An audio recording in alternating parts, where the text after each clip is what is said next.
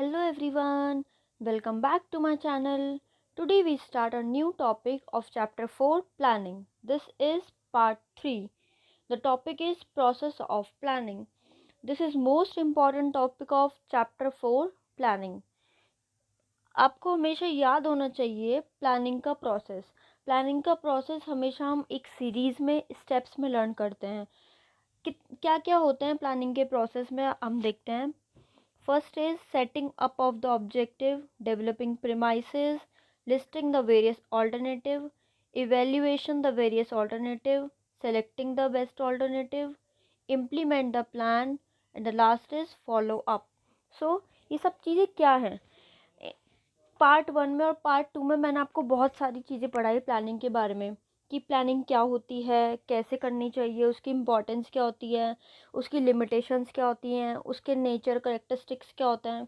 ठीक है, तो जिसने पहले वो वीडियो नहीं देखी हो प्लीज़ वो वीडियो देखें और चैनल को सब्सक्राइब करें. तो हम स्टार्ट करते हैं प्लानिंग का प्रोसेस. हमारा फर्स्ट क्या है? Setting up of the objective. Setting up of the objective क्या होता है? इसका मतलब क्या है?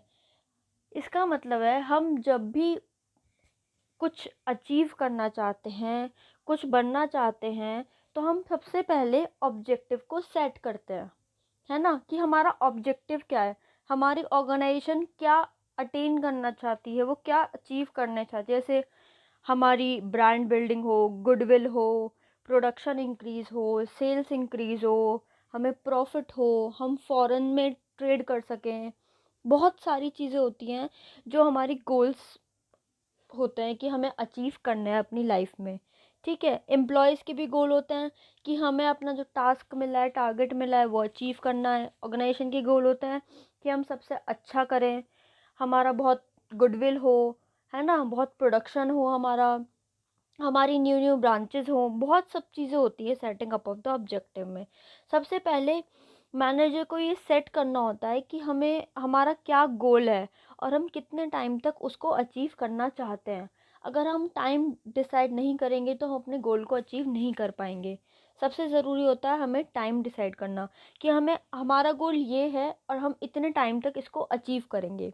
जैसे मैं आपको एक एग्ज़ाम्पल से समझाती हूँ कि एक बॉय है 10th क्लास में. ठीक है, बॉय ले लो या गर्ल ले लो, कोई भी है, वो 10th क्लास में है. तो वो सोच रहा है, उसका ये ऑब्जेक्टिव है, सबका ये ऑब्जेक्टिव होता है कि हमें आगे जाके बहुत सारे पैसे कमाने हैं. ठीक है, हमें फेमस होना है. हमारा मेन ऑब्जेक्टिव यही होता है कि हम बहुत अर्न करें, हम फेमस हो, है ना. तो उस बॉय का ऑब्जेक्टिव था कि हम फेमस हो और बहुत कुछ अपनी लाइफ में अचीव करें. तो हम उसको आगे फर्स्ट पॉइंट में यही है, सेटिंग अप द ऑब्जेक्टिव. पहले हमें अपना ऑब्जेक्टिव को सेट करना है, प्लान बनाने हैं, पॉलिसीज़ बनाने हैं, प्रोसीजर बनाने हैं, मेथड बनाने हैं कि हम किस टाइप से उसको अचीव कर सकते हैं. The next one is developing premises. Developing premises क्या होता है? प्लानिंग किस लिए करते हैं हम? फ्यूचर के लिए. और फ्यूचर के लिए हमें कुछ ना कुछ एजम्पशंस लगाने पड़ते हैं.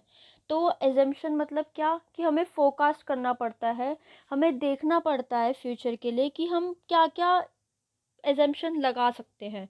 जैसे एक पर्टिकुलर प्रोडक्ट की मार्केट में डिमांड क्या होने वाली है, एकदम से पॉलिसी चेंज हो जाए, इंटरेस्ट रेंज चेंज हो जाए, टैक्स रेट हो जाए, तो हम क्या क्या कर सकते हैं.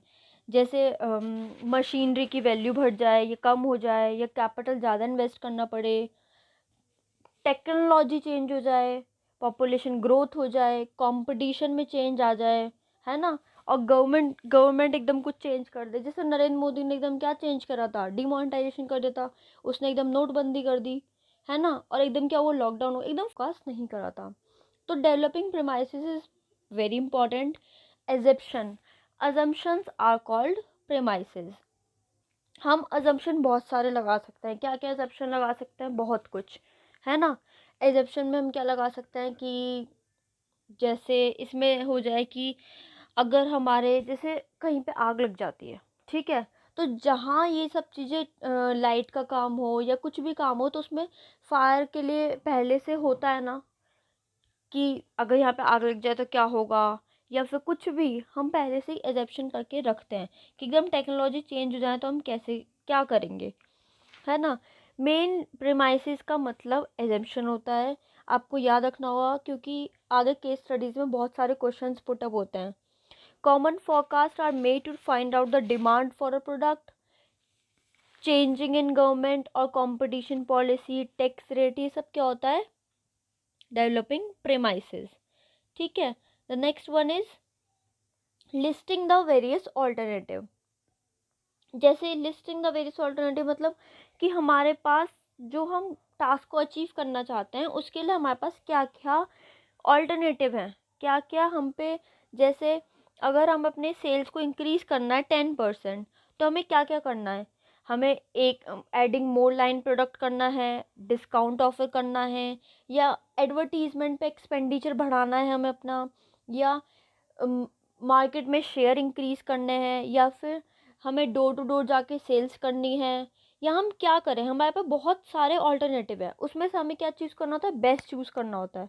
ठीक है, तो पहले हम ये देखते हैं कि हमारे पास क्या क्या ऑल्टरनेटिव्स अवेलेबल हैं, हम क्या क्या कर सकते हैं। जैसे हमने बात करी उस लड़के की, तो उस लड़की के पास ऑल्टरनेटिव क्या है कि या तो वो साइंस ले 11th में जाके, या कॉमर्स ले, या फिर आर्ट्स ले, उसके पास तीन है। तो उसके पास एक चॉइस है, उसके पास एक ऑल्टरनेटिव है कि वो जो अपना गोल अचीव करना चाहता है वो किस स्ट्रीम में जाके करेगा, साइंस स्ट्रीम में जाके, आर्ट स्ट्रीम में जाके, या फिर कॉमर्स स्ट्रीम में जाके। ठीक है, हमें आगे जाके ऐसा नहीं लगना चाहिए कि वाला हमारा पॉइंट छूट गया, तो इसलिए हमें पहले से लिस्ट बना लेनी चाहिए कि हमारे पास क्या क्या ऑल्टरनेटिव्स अवेलेबल हैं। ठीक है, find out the maximum alter, जितने ज़्यादा ऑल्टरनेटिव मिलेंगे उतना ज़्यादा हम अपनी देख पाएंगे ऑब्जेक्टिव को अर्न करने के क्या क्या हमारे पास तरीके हैं। The next is evaluation of different alternative. Evaluation मतलब क्या होता है कि जो जो हमने ऑल्टरनेटिव बनाए हैं उसमें पॉजिटिव पॉइंट भी होता है और नेगेटिव पॉइंट भी होते हैं, प्रोज कॉन्स देखना उनके कि ईच और जो भी हमने ऑल्टरनेटिव सजेस्ट किया है उसमें क्या क्या कमियां हैं और क्या क्या अच्छाइयाँ हैं, पॉजिटिव भी देखना और नेगेटिव भी देखना है। जैसे अगर हम उस लड़की की बात करें, उस लड़की के में क्या था कि हमें देखना है अगर हम कॉमर्स साइड से करते हैं तो उसके पॉजिटिव पॉइंट क्या है। जैसे कॉमर्स से कॉमर्स अगर हम स्ट्रीम लेंगे तो उससे बहुत कुछ कर सकते हैं, हमारे पे बहुत सारे ऑप्शंस अवेलेबल है। और नेगेटिव पॉइंट क्या है वो देखना, साइंस स्ट्रीम में पॉजिटिव पॉइंट क्या है और नेगेटिव पॉइंट क्या है, आर्ट स्ट्रीम में पॉजिटिव पॉइंट क्या है और नेगेटिव पॉइंट क्या है। इवैल्यूएशन मतलब जो जो हमारा ऑल्टरनेटिव है उसको अच्छे से इवैल्यूएट करना। ये बात तो आपने सुनी होगी, जितना ज़्यादा रिस्क होगा उतना ज़्यादा प्रॉफिट होगा। तो हमें फिर भी हमें इवैल्यूएशन को नोट डाउन करना चाहिए कि किस किस किस ऑल्टरनेटिव के क्या क्या पॉजिटिव पॉइंट है और नेगेटिव पॉइंट है। इवैल्यूएशन का मतलब बेसिकली यही होता है, जिसे इसमें एग्जांपल दिया है, in financial plans risk return trade off are important, riskier the investment higher the return is likely. ये मैंने आपको बताया कि जितनी ज़्यादा हम रिस्क भी करेंगे उतना ज़्यादा हमें प्रॉफिट होगा, है ना। Earning taxes, earning per share should be done, बहुत सारी चीज़ें होती हैं जो हमें इवेल्युएट करनी होती है। The next is selecting an alternative. फिर जो हमने इवैल्यूएशन करके जो हमें लगा है कि ये बेस्ट ऑल्टरनेटिव है, जो सही ऑल्टरनेटिव है उसको चूज़ करना। बेस्ट हमने पहले लिस्ट बनाई थी वेरियस ऑल्टरनेटिव के, फिर उसमें से हमने इवैल्यूएट करा, उनको फाइंड आउट किया कि किसके पॉजिटिव और किसके नेगेटिव पॉइंट है, फिर जो हमको सबसे अच्छा लगा हमने उसको चूज़ करा। जैसे उस लड़के ने चूज़ करा कॉमर्स स्ट्रीम, मैं कॉमर्स की हूँ तो मैं तो कॉमर्स स्ट्रीम ही चूज़ करूँगी, राइट। तो उस लड़के ने क्या चूज़ करा, कॉमर्स स्ट्रीम। तो ऐसे ही उनने एक जो हम कर रहे हैं उसको सेलेक्ट करना। ठीक है, जैसे real point of decision making, best plan has to be adopted and implemented, most plans may not be subjected to mathematical analysis, in such cases subjectivity and manager experience, this is all done. ठीक है, हमें इसमें क्या देखना है कि जो भी हमारा प्लान है उसके अकॉर्डिंग कौन सा ऑल्टरनेटिव सबसे बेस्ट है, कौन सा ऑर्गेनाइजेशन के लिए सबसे सही है, कौन सा सबसे सपोर्टिव है। ठीक है, उसे हमें क्या करना है, रूटीन जॉब में लाना है, परफॉर्मेंस में लाना है ना। उसके लिए जो हमने चूज़ करा है उसके लिए रॉ मटेरियल, एम्प्लॉयज़ देखना, रिक्रूटमेंट करना, इक्विपमेंट्स करना, सब चीज़ हमें फिर उसके अकॉर्डिंग करनी है। The next is implementing the plan. What is implementing? जो हमने प्लान सजेस्ट करा है उस पर इम्प्लीमेंट करना। कि जैसे अगर हमने प्लान करा है कि इंक्रीज सेल करनी है, हमें सेल को इंक्रीज़ करना है, तो हमें क्या करना है उसके लिए? हमें एडवर्टाइजमेंट पे एक्सपेंडिचर करना है, या फिर हमें डोर टू डोर सेलिंग करनी है, या फिर हमें बेटर मीडिया लेनी है, डिपार्टमेंट्स लेने हैं, हमें क्या करना है उसके लिए? तो हमें इम्प्लीमेंट करना है कि if there is a plan to hire the production then more labour और more machinery will be need. देखिए हम इसमें क्या है कि अगर हमें प्रोडक्शन को हायर करना है, या तो हमारे पे चॉइस है हम लेबर बढ़ा दें, और अगर हमें लेबर से नहीं करवाना तो हमें मशीनरी बढ़ानी पड़ेगी। ठीक है, मशीनरी परचेज़ करनी पड़ेगी, बट लेबर से क्या होगा? एम्प्लॉयमेंट जनरेट होगी। तो हमें हर चीज़ को देख के करना चाहिए। ठीक है, इससे क्या होगा? जैसे हम कहें कि हमने एडवर्टाइजिंग एजेंसी को दे दिया, उसको हायर कर लिया कि भाई हमारा ये ऑर्गेनाइजेशन है, इसको आप बढ़ाओ, इसको आप एडवर्टाइज़ करो। ठीक है, जिससे हमारा ऑर्गेनाइजेशन का फ्रेम हो, गुडविल हो। ठीक है, एक होता है इम्प्लीमेंट, जो हमने प्लान डिसाइड किया है उस पर इम्प्लीमेंट करना। The last one is follow up. What is follow up? Follow up मतलब हमें ये भी तो देखना होगा ना कि क्या वो प्लान सही तरीके से चल रहा है या नहीं चल रहा है। अगर उसमें कोई करेक्शन की नीड है तो हमें वो भी करना चाहिए। हमें माइंड में रखना चाहिए कि हमारा कितना एक्सपेंडिचर हुआ है। ठीक है, इन्फ्लेशन क्या है, और कितना राइज, जैसे हमारा हमने सोचा था कि भाई 10% लगेगा। ठीक है, और उससे ज़्यादा हमारा एक्सपेंडिचर 15% लग गया, तो हमारे में क्या दिक्कत हुई या क्या हुआ? हमने प्रोडक्शन का काम कर रहे थे तो हमारा प्रोडक्ट सेल नहीं हुआ, या क्या प्रॉब्लम हुई? वो हमें डेविएशन को फाइंड करना है और फिर उसको करेक्ट करना है, ये सबसे इम्पोर्टेंट होता है। तो planning is a continuous process. Planning continuous process होता है, वो कभी नहीं रुकता है।